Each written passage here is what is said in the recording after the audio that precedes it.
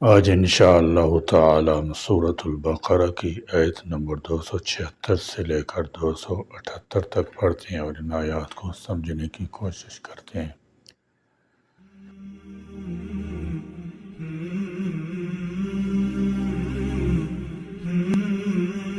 اعوذ باللہ من الشیطان الرجیم، بسم اللہ الرحمن الرحیم۔ یمحق اللہ الربا ویربی الصدقات واللہ لا يحب كل كفار أثيم إن الذين آمنوا وعملوا الصالحات وأقاموا الصلاة وآتوا الزكاة لهم أجرهم عند ربهم ولا خوف عليهم ولا هم يحزنون يا أيها الذين آمنوا اتقوا الله وذروا ما بقي من الربا إن كنتم مؤمنين يمحق اللہ مٹاتا ہے اللہ الربا سود کو، ویربی اور بڑھاتا ہے الصدقات صدقات کو، واللہ اور اللہ لا يحب نہیں پسند کرتا کل کفار ہر کفر کرنے والے اثیم گناہگار کو۔ سود کے واضح احکام بیان کرنے کے بعد اس کی حکمت بھی بیان فرما دی۔ فرمایا یمحق اللہ الربا، اللہ تعالیٰ سود کو مٹاتا ہے۔ سود کا جتنا بھی مال اکٹھا کر لو مگر انجام کار اس سے فائدے کی بجائے نقصان ہی پہنچے گا۔ ایسا مال اکثر تعیش کے کاموں، لہو لعب، بینڈ باجے، آتش بازی، بے جا فیشن یا غلط رسم و رواج کی نظر ہو جاتا ہے۔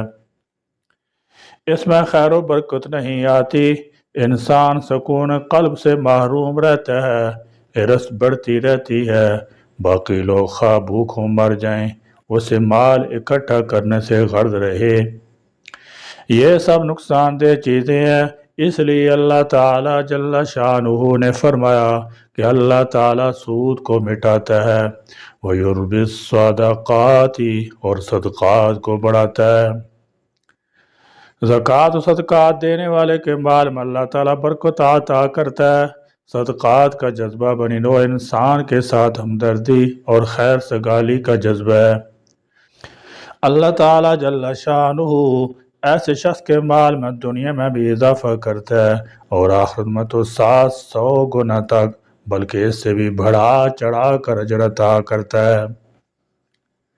اگرچہ ظاہری طور پر سود لینے سے مال بڑھتا ہے اور صدقہ دینے سے مال گھٹتا نظر آتا ہے، لیکن حقیقت اس کے برعکس ہے۔ اس کی ایک صورت یہ ہے کہ سود کے مال میں برکت نہیں ہوتی اور مال حرام بوت بجائے حرام رفت والی بات بن جاتی ہے، یعنی جیسی ناجائز کمائی تھی ویسی ناجائز مدوں میں خرچ ہو گئی، یعنی حرام کا مال جس طریقے یعنی غلط راستے سے آتا ہے اسی طریقے سے ضائع ہو جاتا ہے یا بے برکت ہو کر غلط جگہوں پر ہی خرچ ہوتا ہے۔ بظاہر سود سے مال بڑھتا ہے، صدقہ سے کم ہوتا ہے، لیکن اللہ تعالیٰ جل شانہ صدقہ سے برکت دیتے ہیں، آفتوں سے حفاظت ہوتی ہے، سود خوار کے یہاں بے برکتی ہوتی ہے اور طرح طرح کی آفتیں من جانب اللہ آتی ہیں۔ اس لیے جتنا مال بڑھتا جاتا ہے اس سے زیادہ نقصان ہوتا ہے، اور صدقہ دینے سے اللہ تعالیٰ ایسی جگہ سے اس کا نعم البدل عطا فرماتا ہے جس کا اسے خود بھی وہم و گمان نہیں ہوتا۔ اور یہ ایسی حقیقت ہے جو بارہا کئی لوگوں کے تجربے میں آ چکی ہے، تاہم اسے عقلی دلائل سے ثابت کیا جا سکتا ہے، اور دوسری صورت کو علم معیشت کی روح سے ثابت بھی کیا جا سکتا ہے،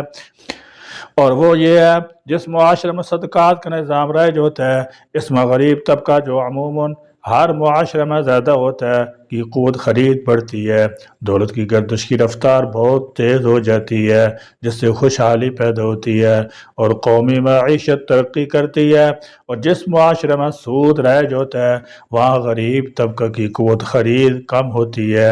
اور جس امیر طبقہ کی طرف دولت کو سود کھینچ کھینچ کر لے جا رہا ہوتا ہے، اس کی تعداد قلیل ہونے کی وجہ سے دولت کی گردش کی رفتار نہایت سست ہو جاتی ہے، جس سے معاشی بحران پیدا ہوتے رہتے ہیں، امیر اور غریب میں طبقاتی تقسیم بڑھ جاتی ہے،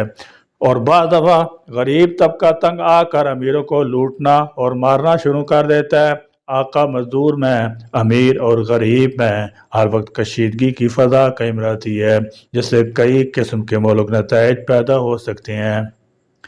اس آیت میں جو یہ ارشاد ہے کہ اللہ تعالیٰ سود کو مٹاتا ہے اور صدقہ کو بڑھاتا ہے، یہ مضمون آخرت کے اعتبار سے تو بالکل صاف ہے۔ دنیا کے اعتبار سے بھی اگر ذرا حقیقت سمجھنے کی کوشش کی جائے تو بالکل کھلا ہوا ہے۔ یہی ہے مطلب اس حدیث کا جس میں حضرت صلی اللہ تعالی علیہ وسلم فرمایا، یعنی سود اگر کتنا ہی زیادہ ہو جائے مگر انجام کا نتیجہ اس کا قلت ہے۔ آیت کی آخر میں ارشاد ہے واللہ لا يحب كل کفار اثیم، یعنی اللہ تعالیٰ پسند نہیں کرتے کسی کفر کرنے والے کو، کسی گناہ کا کام کرنے والے کو۔ اس میں اشارہ فرما دیا ہے کہ جو لوگ سود کو حرام ہی نہ سمجھیں وہ کفر میں مبتلا ہیں، اور جو حرام سمجھنے کے باوجود عملاً اس میں مبتلا ہیں وہ گناہگار اور فاسق ہیں۔ یہاں ناشکری سے مراد وہ سود خور ہے جس کے پاس اپنی ضروریات سے زائد رقم موجود ہے،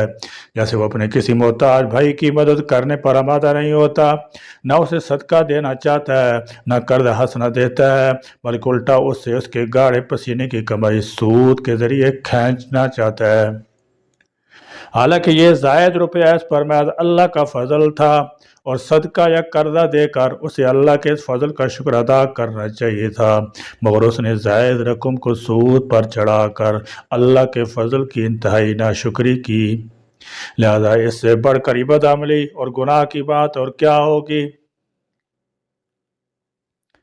ان بے شک الذین وہ لوگ جو آمنو ایمان لائے، وعاملو اور انہوں نے عمل کیے، الصالحات نیک، وقامو اور انہوں نے قائم کیا، الصلاۃ نماز کو، واتو اور ادا کرتی ہیں، الزکوٰۃ زکوٰۃ، لہم ان کے لیے اجرہم ان کا اجر ہے، عند ربہم ان کے رب کے ہاں، ولا اور نہ خوف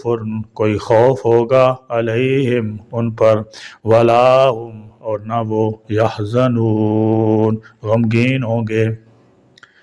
اس آیت میں سود لینے والے کے مقابلہ میں اہل ایمان کے اوصاف اور ان کا انعام ذکر کر دیا جو سود خور کے اوصاف و حالات اور اس کے حکم کے خلاف اور ضد ہیں،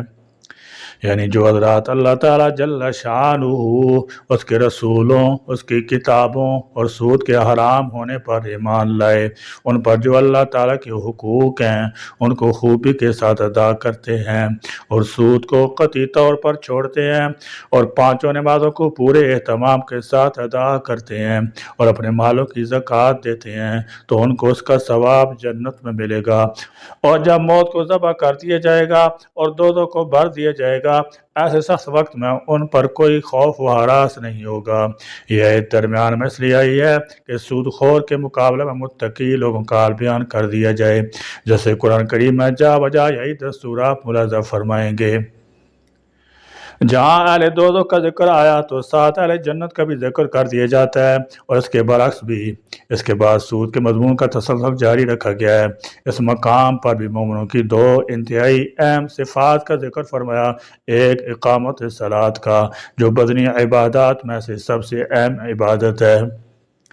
اور دوسرے اعطاء زکوٰۃ کا جو مالی عبادات میں سے سب سے اہم عبادت ہے، اور سود کی عین ضد بھی۔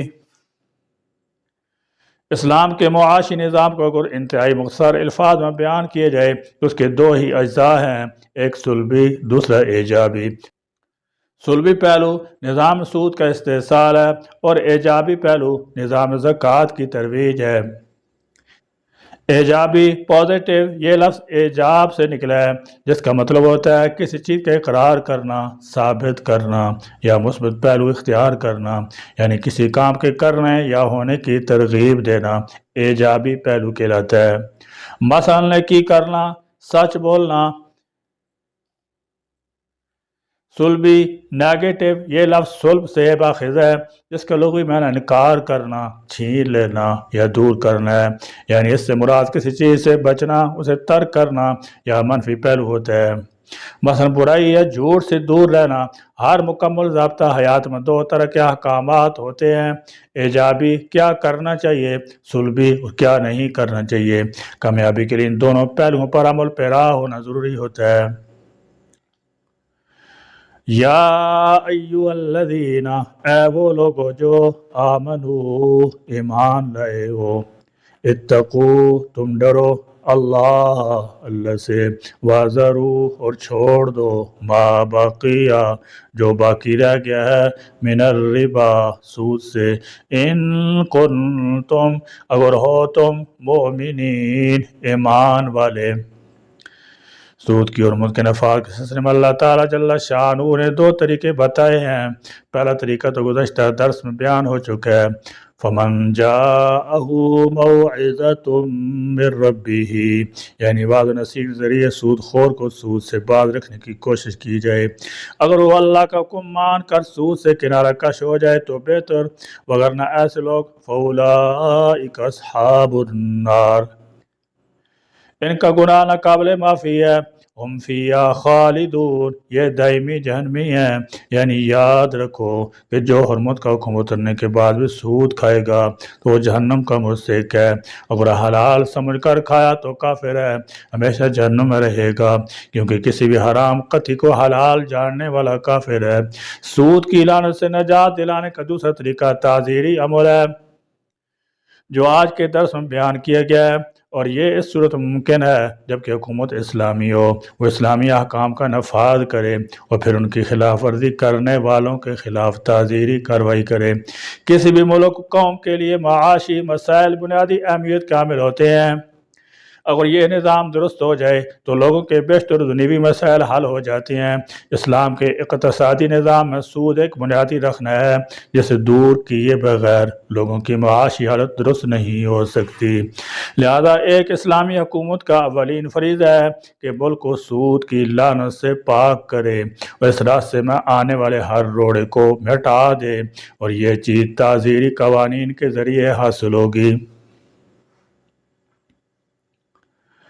سودی نظام کی بہکونی کے لیے حکومت وقت پر بہت بڑی ذمہ داری عائد ہوتی ہے۔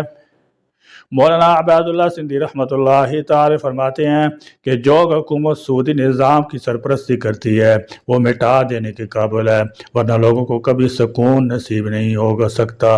فرماتے ہیں کہ زمین میں دو چیزوں کا ہونا ضروری ہے، ایک اللہ وحدہ لا شریک کی عبادت، دوسرے سود کا قلقمہ۔ سودی نظام کا قیام یہودیت کی سرپرستی ہے،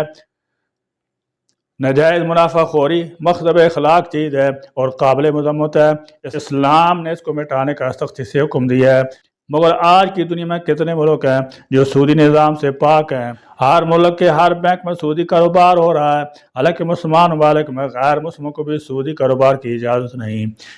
غیر مسلموں کے ہاں شراب نوشی جائز ہے، لہذا وہ پی سکتے ہیں، مگر اسلامی حکومت میں اس کی تجارت نہیں کر سکتے۔ اس طرح وہ سود کا گوشت حلال سمجھ کر کھا سکتے ہیں، مگر سود حرام ہے، وہ نہیں لے سکتے۔ یہ اتنی بری چیز ہے۔ زمانہ جاہلیت میں طائف میں آباد قبیلہ بنو ثقیف کے کچھ لوگ سودی کاروبار کرتے تھے۔ مکہ میں آباد بنو مغیرہ والے ثقیف کے مقروض تھے، انہوں نے سود پر روپیہ لے کر رکھا ہوا تھا۔ جب اسلام کی شمع نے خطہ عرب کو منور کیا تو یہ دونوں قبیلے مسلمان ہو گئے، کیونکہ بنو ثقیف کی رقم بنو مغیرہ کی طرف واجب الادا تھی۔ اول ذکر نے اپنی اصل رقم بما سود مطالبہ کیا تو بنو مغیرہ نے جواب دیا کہ اسلام میں تو سود کے لین دین جائز نہیں ہے، لہذا اب تمہارا دعویٰ درست نہیں ہے۔ آخر معاملہ حضور اکرم صلی اللہ تعالی علیہ وسلم خدمت میں پیش ہوا اور اللہ تعالیٰ نے یہ آیات نازل فرما کر مسئلہ حل کر دیا۔ فرمایا یا ایھا الذین آمنوا اتقوا اللہ، اے ایمان والو اللہ سے ڈرو، وذروا ما بقی من الربا، اور سود کی بقیہ رقم چھوڑ دو، یعنی مطالبہ نہ کرو، اب یہ تمہارے لیے روا نہیں ہے، ان کنتم مومنین، اگر تم فی الحقیقت مومن ہو، یعنی اگر سچے دل سے اللہ اس کے رسول پر ایمان لا چکے ہو تو سود کا خیال قطعاً دل سے نکال دو۔ اسلام میں سود کس درجہ سخت گناہ ہے وہ اس آیت سے ظاہر ہے کہ کسی اور گناہ کے بارے میں اس درجہ سخت لب و لہجہ اختیار نہیں کیے گیا۔ اس آیت سے معلوم ہوا کہ اگر کوئی گروہ سود لینے پر مصر ہو تو اس پر فوج کشی بھی کی جا سکتی ہے، کیونکہ اگر وہ سود کو حرام ہی نہیں سمجھتا تو مرتد ہے، حرام سمجھ کر عمل سے انکار کرتا ہے تو ایسے لوگوں سے جہاد کا حکم ہے، جیسے کہ فقہاء کرام رحمۃ اللہ تعالی علیہ نے ان لوگوں سے جہاد کا حکم دیا ہے جو اذان یا جماعت کے ترک کرنے پر اتفاق کر لیں۔ اس سے یہ بھی معلوم ہوا کہ حربیوں سے بھی سود لینا جائز نہیں، کیونکہ جن لوگوں پر حضرت عباس رضی اللہ تعالیٰ عنہ وغیرہ کا سود باقی تھا وہ فتح مکہ سے پہلے کے معاملہ پر مبنی تھا، وہ اس وقت یقیناً حربی تھے۔ جمہور کا مسلک یہی ہے کہ نہ دارالاسلام میں سود جائز ہے، نہ دارالحرب میں، نہ مسلمانوں سے جائز ہے، نہ غیر مسلموں سے۔ اللہ تعالیٰ میں قرآن کی روشنی میں اپنی زندگی کو سنوارنے، اس کی ہدایات پر عمل کرنے کی توفیق عطا فرمائے، آمین۔ وآخر دعوانا الحمد للہ رب العالمین۔